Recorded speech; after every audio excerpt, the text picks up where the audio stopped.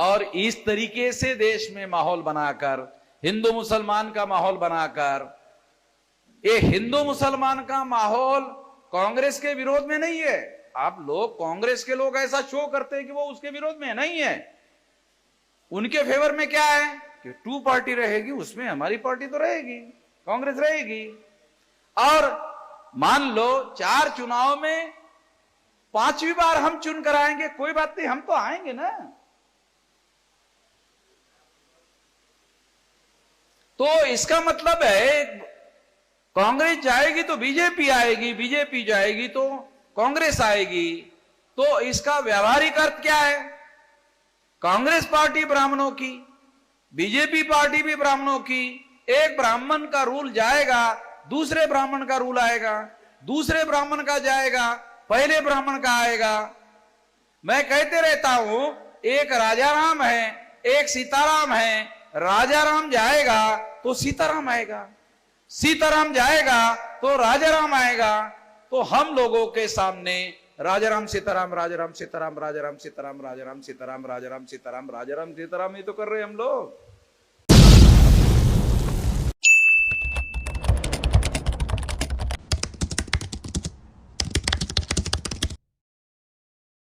साथियों,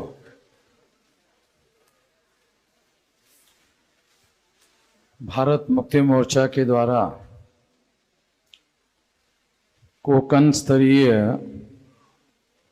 संविधान परिषद का आयोजन किया गया है। सभी वक्ताओं के द्वारा यहाँ पर अपने विचार व्यक्त किए गए हैं। मैं कंक्लूड करने के लिए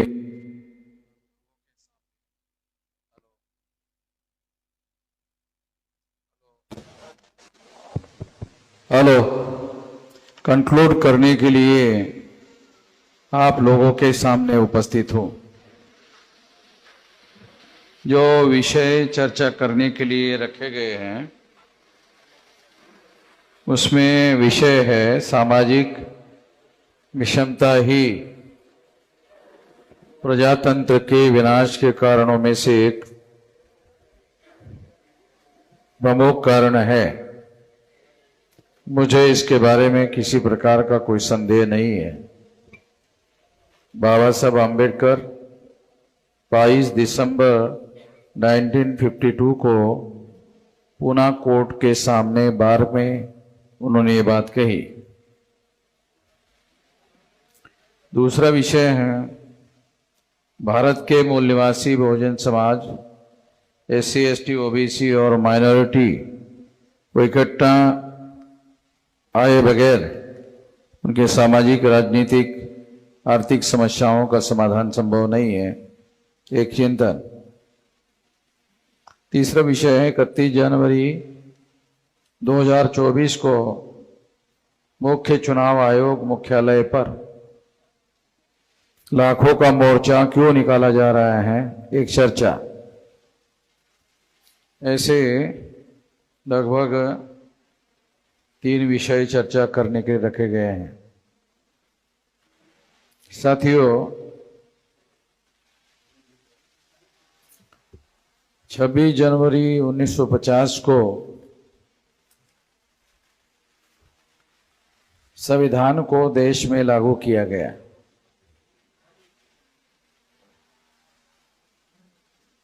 और तब से हमारे देश में संवैधानिक लोकतंत्र लागू है। इस लोकतंत्र के बारे में हमें कुछ बातें जानकारी में होना बहुत जरूरी है। सारे दुनिया में जो लोकतंत्र है उसकी जन्म कथा को अगर हम समझना चाहते हैं तो जन्म कथा राजतंत्र के विरोध में है। राजतंत्र में क्या होता था? राजा के घर में राजा पैदा होता था, रानी के पेट से राजा पैदा होता था और उसे राजा मान लिया जाता था। ये राजतंत्र का विषय है और इस वजह से लोकतंत्र जो है इसके विरोध में सारे दुनिया में स्थापित नई व्यवस्था है। ये जो व्यवस्था है ये क्या है? सारे दुनिया में जहां भी लोकतंत्र लागू किया गया उस लोकतंत्र में चुनाव होते हैं और चुनाव में जो साधारण लोग हैं उन साधारण लोगों को चुनने का अधिकार दिया गया है, वोट का अधिकार दिया गया है और उनके द्वारा प्रतिनिधि चुने जाते हैं और उन प्रतिनिधियों के द्वारा लोकतंत्र को चलाया जाता है। इस वजह से इसे लोकतंत्र कहा जाता है। यानी लोकतंत्र जो है इसको व्यावहारिक लोकतंत्र में रूपांतरित करने के लिए चुनाव प्रणाली को अपनाया गया है। यानी चुनाव प्रणाली को रिप्रेजेंटेटिव चुनने के लिए अपनाया गया है। अगर हम लोग भारत के लोकतंत्र के इतिहास का अध्ययन करें तो जब से भारत में लोकतांत्रिक सरकार आई तो 1950 से आगे अगर हम लोग देखें तो लगभग 77 तक 77 तक देश में वन पार्टी रूल था कांग्रेस का और 77 में पहली बार जनता पार्टी की सरकार आई और कांग्रेस का वन पार्टी रूल समाप्त हो गया।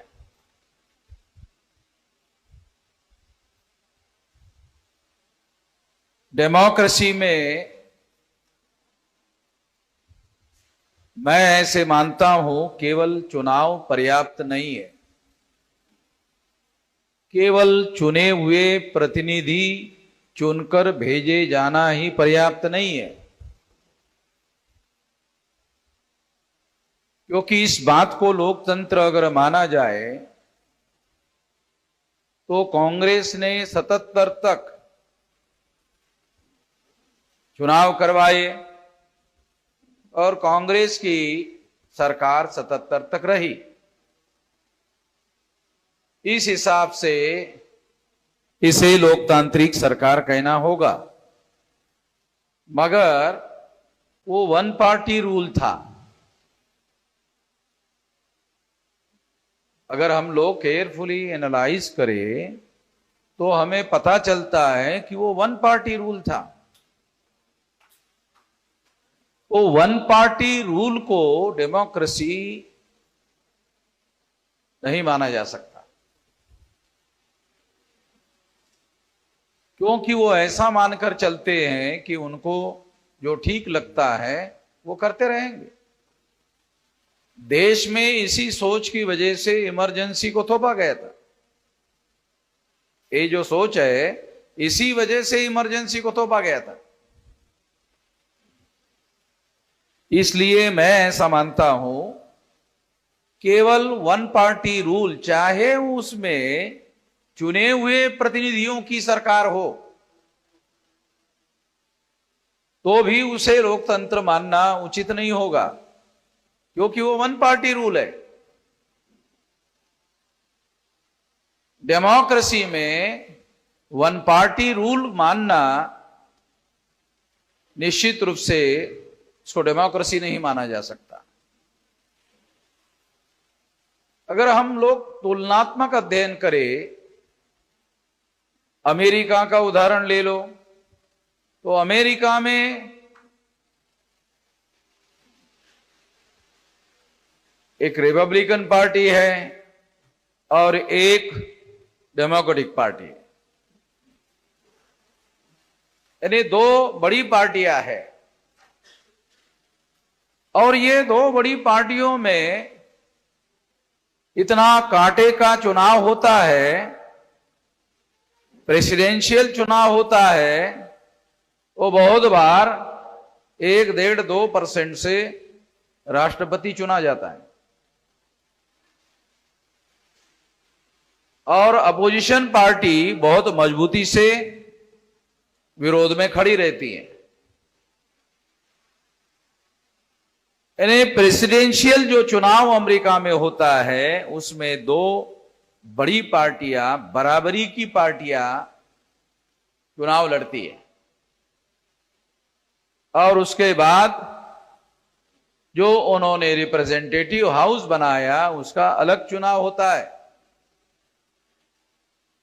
और उस चुनाव में अलग अलग राज्यों से प्रतिनिधि चुनकर जाते हैं, उनकी जो अमेरिका में संसद है। और संसद में जब डिस्कशन और डिबेट होता है, आप लोग सुनकर हैरान हो जाओगे कि अमेरिका के संसद में जब डिस्कस और डिबेट होता है तो राष्ट्रपति को उस संसद में जहां डिबेट और डिस्कशन होता है वहां एंट्री भी अलाउ नहीं है, ताकि राष्ट्रपति के दबाव में किसी प्रकार का डिस्कशन में अवरोध खड़ा ना हो। दूसरी महत्वपूर्ण बात यह है कि वो जो प्रतिनिधि गृह है जहां से राज्यों के प्रतिनिधि चुनकर जाते हैं, उनके पास बहुत सारे पावर है और ये पावर राष्ट्रपति के विरोध में उन लोगों को दिए गए हैं। तो इस वजह से वहां पर बराबरी की पार्टियां होने की वजह से वहां चुनाव जो है वो टक्कर का होता है और 4 साल तक वो टक्कर की लड़ाई लगातार होती रहती है। तो इस वजह से वहां की डेमोक्रेसी के साथ यदि हम लोग वन पार्टी रूल जो भारत में 77 तक कांग्रेस का चला उसकी तुलना करें तो उसको डेमोक्रेसी नहीं माना जा सकता। इलेक्शन जरूर होते हैं, अगर हम इलेक्शन को ही डेमोक्रेसी मान ले फिर तो हम लोगों को यही मानना पड़ेगा कि इलेक्शन मीन्स डेमोक्रेसी और डेमोक्रेसी मीन्स इलेक्शन। तो मैं इलेक्शन को डेमोक्रेसी नहीं मानता हूं। इलेक्शन मीन्स डेमोक्रेसी नहीं है। डेमोक्रेसी का फंडामेंटल प्रिंसिपल है रिप्रेजेंटेशन, प्रतिनिधित्व, और वो भी प्रतिनिधित्व जो है वो वोकल होना चाहिए, बोलने वाला होना चाहिए।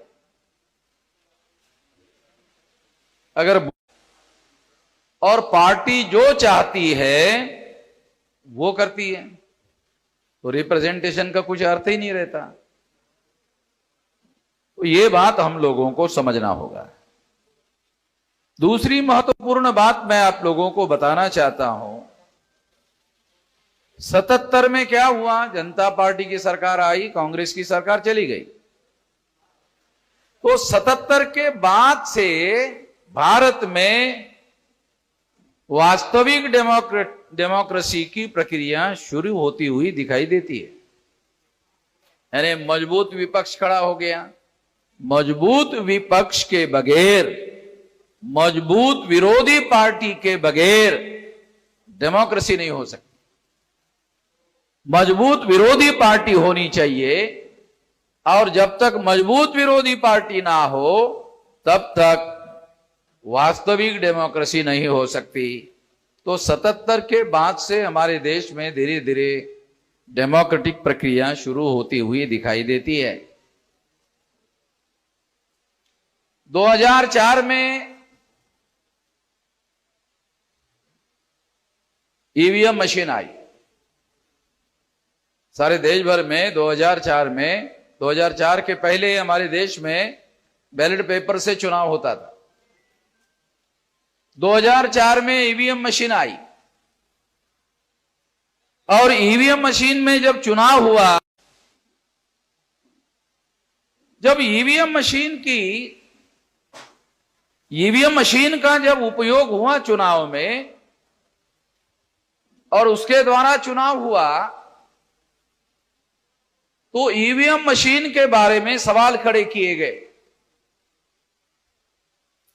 बीजेपी के लोगों ने, आरएसएस के लोगों ने सवाल खड़े किए और इस सवाल खड़े करने की वजह से ये मामला सुप्रीम कोर्ट में गया। ईवीएम मशीन का मामला सुप्रीम कोर्ट में गया और सुप्रीम कोर्ट में जाने के बाद सुप्रीम कोर्ट ने 8 अक्टूबर 2013 को निर्णय दिया।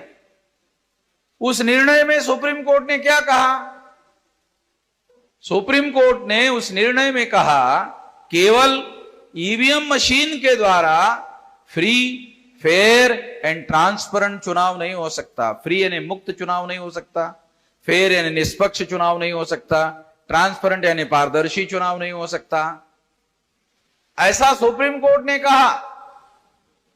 और फिर अपने जजमेंट में कहा फ्री, फेयर एंड ट्रांसपेरेंट चुनाव करवाने के लिए पेपर ट्रेल मशीन लगाना होगा। सुप्रीम कोर्ट ने निर्णय दिया पेपर ट्रेल मशीन लगाने का, तो चुनाव आयोग क्यों नहीं लगा रहे? जब ये कंटेम्प्ट ऑफ कोर्ट का केस गया तो सुप्रीम कोर्ट ने मेरे केस में 100% पेपर ट्रेल लगाने का आदेश दिया। तो सारे देश भर में ईवीएम मशीन को अब जो पेपर ट्रेल मशीन लगाई जा रही है वो हमने लगवाई। पेपर ट्रेल मशीन हमने लगवाई। अब पेपर ट्रेल मशीन हमने लगवाई, पेपर ट्रेल मशीन लगाने के बाद, क्योंकि ये सारा रिप्रेजेंटेशन के साथ जुड़ा हुआ मामला है, जब तक रिप्रेजेंटेटिव डेमोक्रेसी नहीं होगी तब तक वास्तविक डेमोक्रेसी नहीं हो सकती। तो इसलिए पेपर ट्रेल मशीन लगाने के बारे में हमने लड़ाई लड़ी और पेपर ट्रेल मशीन लगाने का आदेश दिया गया। अब पेपर ट्रेल मशीन लग गई, मगर पेपर ट्रेल मशीन का अब दो जगह चुनाव हो रहा है। एक ईवीएम मशीन में आप जो वोट डालते हो वो ईवीएम मशीन में वोट जाता है। वो ईवीएम मशीन में जो वोट जाता है तो वो किसी और के नाम पर ट्रांसफर किया जा सकता है, क्योंकि आपको दिखाई तो देता नहीं है कि आपने जो बटन दबाया वो वोट आपने जिसके नाम पर दबाया उसी के नाम पर चला गया है। ये आंखों से दिखाई देता नहीं है क्योंकि वो ट्रांसपेरेंट नहीं है, कोई पारदर्शी नहीं है। वो पारदर्शिता के लिए पेपर ट्रेल मशीन लगाया। अब पेपर ट्रेल मशीन लगाया, दिखाई दे रहा है, दिखाई दे रहा है, मगर गिनती नहीं हो रही। गिनती केवल ईवीएम मशीन की होती है। ये जो पेपर ट्रेल मशीन है इसको खरीदने के लिए 4,500 करोड़ रुपया खर्चा हो रहा है। आप लोग जो टैक्स देते हैं वो टैक्स में से 4,500 करोड़ रुपया खर्चा करके पेपर ट्रेल मशीन खरीदी गई, पेपर ट्रेल मशीन लगाई गई। गिनती नहीं होती। काय के लिए 4,500 करोड़ रुपया खर्चा कर रहे हैं? ये 4,500 रुपया नहीं है, 4,500 करोड़ है।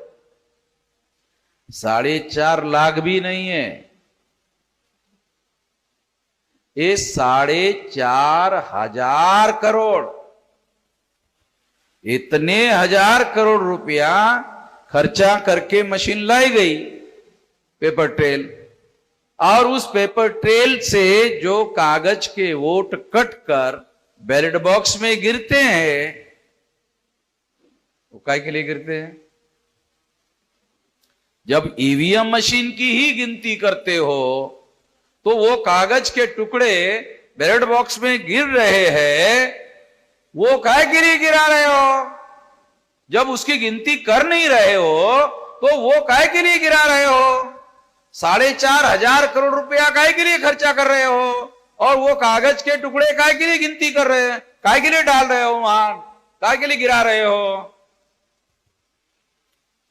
जब आप गिनती ही नहीं कर रहे हो तो काय के लिए गिरा रहे हो?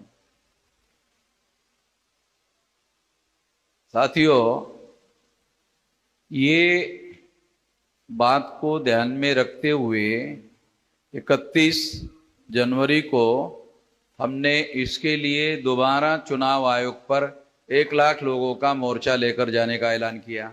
ये क्या कर रहे हो?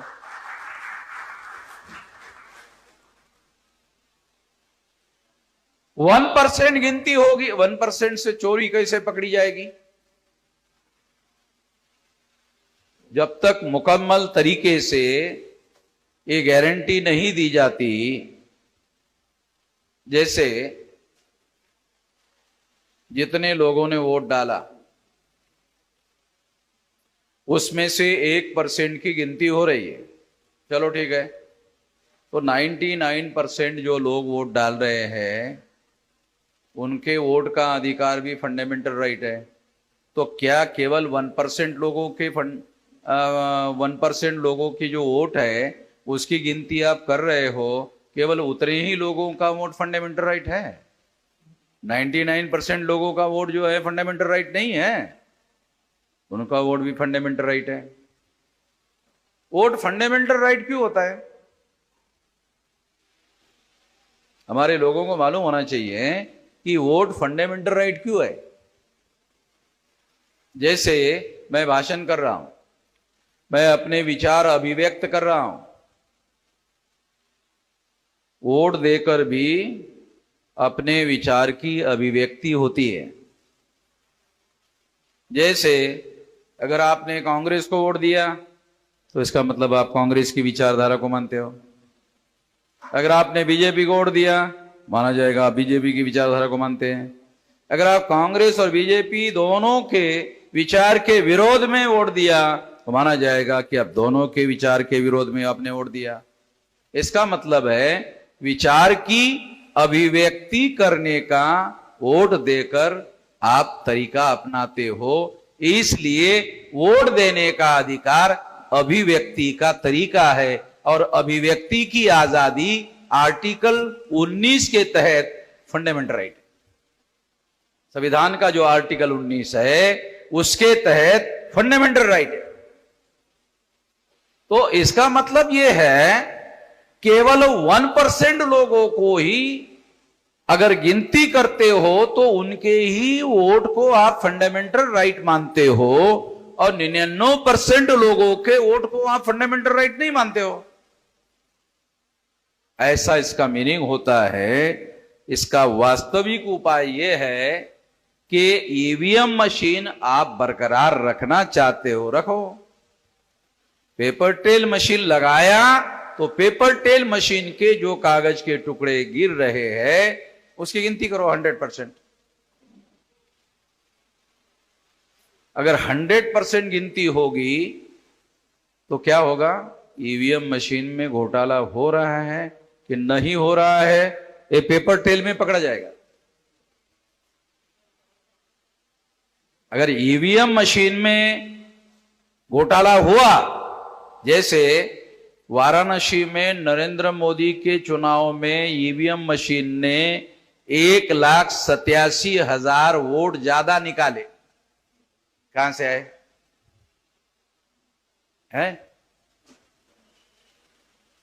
इसका मतलब यह है कि ये मशीन जो है वोट पैदा कर रही, क्या मशीन वोट नहीं पैदा कर रही है, तो बाहर से कोई न कोई गड़बड़ी करने का काम किया जा रहा है।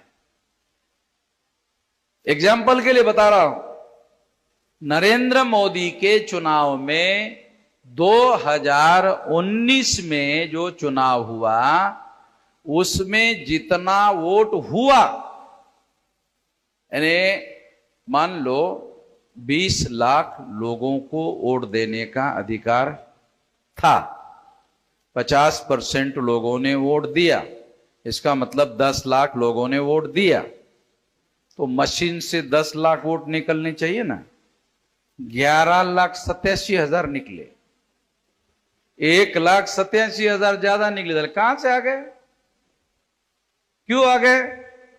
अगर 1,87,000 वोट ईवीएम से ज्यादा निकले तो इसका मतलब है नरेंद्र मोदी को गैर कानूनी तरीके से चुनाव जीतवाने के लिए वोट डलवाए गए हैं।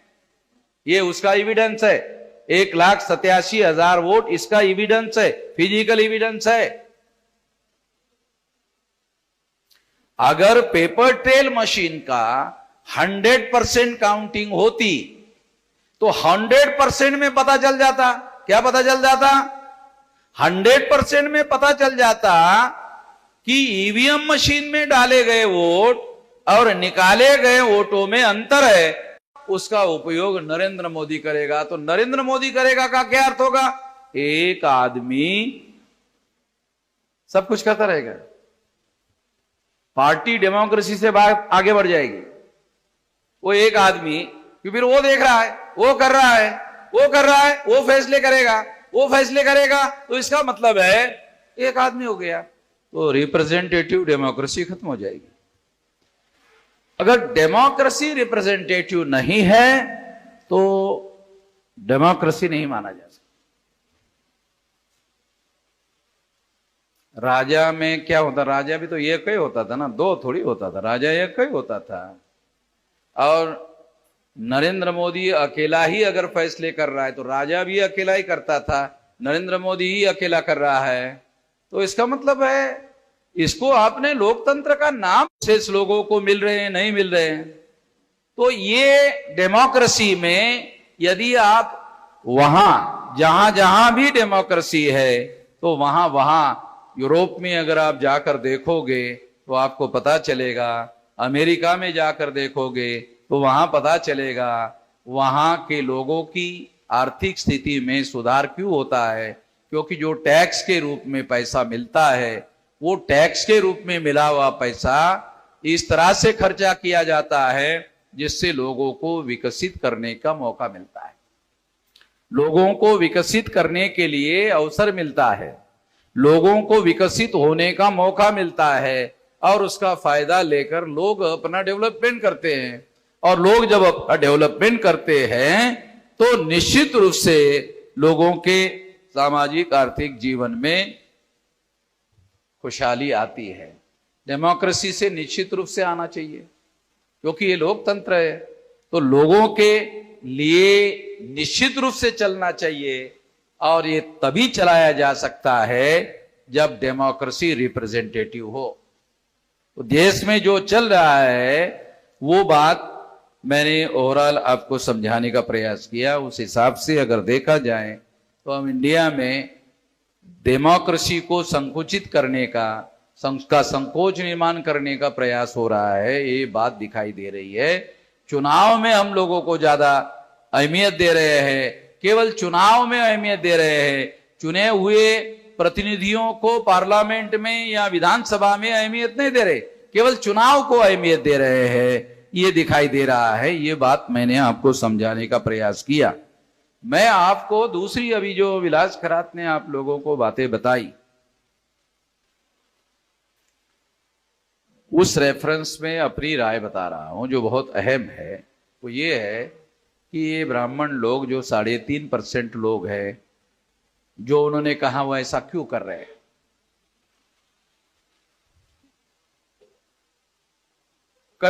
उन्होंने कहा हाँ ये कर रहे हैं, क्यों कर रहे हैं? क्योंकि ऐसा करने से उनको हिंदू मुसलमान बनाना संभव होता है। ऐसा करने से हिंदू मुसलमान का डिवाइड करना संभव होता है। जब हिंदू मुसलमान का डिवाइड करना संभव होता है तो कोई अपोजिशन पार्टी नहीं रहती है, मुस्लिम अपोजिशन हो जाता है।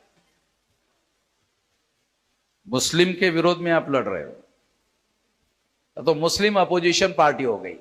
उसकी पार्टी ही नहीं है, मगर वो पार्टी है ही नहीं उसकी पार्टी। मगर जब हिंदू मुसलमान हिंदू मुसलमान हिंदू मुसलमान हिंदू मुसलमान का मामला खड़ा किया जाता है तो क्या होता है, तो वो जो मुस्लिम है वो पार्टी वजूद में ही नहीं है और उसके आधार बनाकर चुनाव होता है। और चुनाव होता है तो जो 3.5% ब्राह्मण है वो हिंदू के नाम पर अपने अंदर हिंदू के शब्द में 3.5% ब्राह्मण अपने को छुपा लेते हैं और हिंदू के नाम पर वोट लेकर 3.5% ब्राह्मणों का रूल स्थापित किया जाता है। जो विलास खरात ने बताया वो तरीका 3.5% ब्राह्मणों का राज भारत पर स्थापित किया जा सके इसके लिए किया जा रहा है। ये हमको समझना होगा। अगर मान लो फ्री फेयर एंड ट्रांसपेरेंट चुनाव हो तो फ्री फेयर एंड ट्रांसपेरेंट चुनाव हो तो 74.5% schedule caste schedule tribe backward class के लोग हैं। तो डेमोक्रेसी अगर ट्रू है रियल है तो इन लोगों का राज हो सकता है। अगर हिंदू मुसलमान का ध्रुवीकरण हो तो राज ब्राह्मणों का होगा। ब्राह्मणों को एक और खतरा है जो वहां बहुत माइक्रो लेवल पर आपको बता रहा हूं, जो प्रैक्टिकल भारत में हो रहा है। हिंदू मुसलमान के ध्रुवीकरण से राज हिंदुओं का नहीं ब्राह्मणों का हो रहा है। क्योंकि कांग्रेस पार्टी ब्राह्मणों की, जब 1885 को कांग्रेस की स्थापना हुई तो चटर्जी, मुखर्जी, बैनर्जी, गोखले, तिलक, आगरकर ये ब्राह्मणों ने कांग्रेस बनाई। और उसके बाद भारतीय जनता पार्टी आरएसएस के ब्राह्मणों ने बनाई। तो देश में अब 2 पार्टी रूल है। मैंने आपको कहा था कि 1 पार्टी रूल को डेमोक्रेसी नहीं माना जा सकता, मगर भारत में 2 पार्टी डेमोक्रेसी है। ये 2 पार्टी डेमोक्रेसी कौन सी है? कांग्रेस जाती है तो बीजेपी आती है, बीजेपी जाती है तो कांग्रेस आती है। अरे दुनिया को क्या दिखता है? 2 पार्टी डेमोक्रेसी दिखने में क्या दिख रहा है? ये 2 पार्टी डेमोक्रेसी है। तो 2 पार्टी डेमोक्रेसी को तो कम से कम डेमोक्रेसी मानना चाहिए। मेजराम जी, आप 1 पार्टी को नहीं मानते, 2 पार्टी को तो मानो। ऐसा कह सकते हैं, 2 पार्टी है ना, तो 1 पार्टी रूल को आप डेमोक्रेसी नहीं मानते तो 2 पार्टी रूल हो गया, तो अब इसको तो मानो डेमोक्रेसी। ऐसा कुछ लोग कह सकते हैं, मगर मैं आपको बताना चाहता हूं कि कांग्रेस पार्टी ब्राह्मणों ने बनाई, भारतीय जनता पार्टी ब्राह्मणों ने बनाई। तो इसको माइक्रो लेवल पर एनालिसिस करो तो रूल तो ब्राह्मण जाति का हो रहा है, डेमोक्रेसी का है। तो हिंदू मुसलमान की थ्योरी ये ब्राह्मणों का रूल स्थापित करने के लिए है और इस तरीके से देश में माहौल बनाकर, हिंदू मुसलमान का माहौल बनाकर, ये हिंदू मुसलमान का माहौल कांग्रेस के विरोध में नहीं है। आप लोग कांग्रेस के लोग ऐसा शो करते हैं कि वो उसके विरोध में नहीं है, उनके फेवर में क्या है कि 2 पार्टी रहेगी, उसमें हमारी पार्टी तो रहेगी, कांग्रेस रहेगी। और मान लो 4 चुनाव में 5वीं बार हम चुन कर आएंगे, कोई बात नहीं, हम तो आएंगे ना। तो इसका मतलब है कांग्रेस जाएगी तो बीजेपी आएगी, बीजेपी जाएगी तो कांग्रेस आएगी। तो इसका व्यावहारिक अर्थ क्या है? कांग्रेस पार्टी ब्राह्मणों की, बीजेपी पार्टी भी ब्राह्मणों की। एक ब्राह्मण का रूल जाएगा, दूसरे ब्राह्मण का रूल आएगा, दूसरे ब्राह्मण का जाएगा, पहले ब्राह्मण का आएगा। मैं कहते रहता हूं, एक राजाराम है, एक सीताराम है। राजाराम जाएगा तो सीताराम आएगा, सीताराम जाएगा तो राजाराम आएगा। तो हम लोगों के सामने राजाराम सीताराम, राजाराम सीताराम, राजाराम सीताराम, राजाराम सीताराम, राजाराम सीताराम, राजाराम सीताराम, ये तो कर रहे हम लोग। ये भजन गाने के अलावा साला हमारे पास कोई विकल्प है नहीं, यही तो कर रहे हम लोग। और हमको खुशी भी होती है, हमने बीजेपी को हरवा दिया है, कांग्रेस को लाया, हमने कांग्रेस को हरवा दिया है, बीजेपी को लाया, खुशी भी होती है हम लोगों को। और हम लोग झंडे भी निकालते हैं और वो क्या, वो फुरफुरे भी फोड़ते रहते हैं। हम लोग, हमारे लोग रहते ज्यादा सड़कों पर, उनको भी बहुत ज्यादा खुशी होती है। और वो खुशी 6 महीने से ज्यादा नहीं चलती। 6 महीने के बाद यही एक ही है। तो राजाराम सीताराम जब एक ही रहेगा, रूल ब्राह्मणों का रह रहा है, ब्राह्मणों के रूल में परिवर्तन नहीं आ रहा है। अगर ब्राह्मणों के रूल में परिवर्तन नहीं आ रहा है तो डेमोक्रेसी बहुत ज्यादा भयंकर स्थिति में भारत में फंसा दिया गया है। इसको कैसे बदला जाए, ये एक बहुत बड़ा संकट वाला मामला है। मैं आपको निराश करने के लिए नहीं कह रहा हूं, मगर इसके लिए बहुत बड़े क्रांतिकारी आंदोलन की जरूरत है। इतना ज्यादा मामला फंसा हुआ है क्योंकि इन मुद्दों पर कांग्रेस बीजेपी कांग्रेस एक है, कोई तीसरी शक्ति का उदय नहीं होना चाहिए। इसके बारे में कंसेंसस है उनका, इसमें वो चेंज और परिवर्तन नहीं होने देना चाहते। तो इसके लिए बहुत भारी आंदोलन की, जन आंदोलन की, बहुत बड़े आंदोलन की जरूरत है। और ये जन आंदोलन जब तक नहीं होगा, इस परिस्थिति में बदलाव होगा ऐसा मुझे नहीं लगता है। इस दिशा में हम लोगों को संगठित शक्ति का निर्माण करना चाहिए और संगठित आंदोलन के लिए आगे बढ़ना चाहिए। यही उपाय है, इसके लिए काम करना चाहिए। इसके लिए हम लोग काम में लगे हुए हैं और 2030 तक संभवतः 6 लाख गांव का आंदोलन खड़ा करने में हम लोग कामयाब हो जाएंगे, ऐसा मेरा यकीन है, ऐसा मेरा विश्वास है। यही बात कहकर अपनी बात समाप्त करना चाहता हूं। धन्यवाद।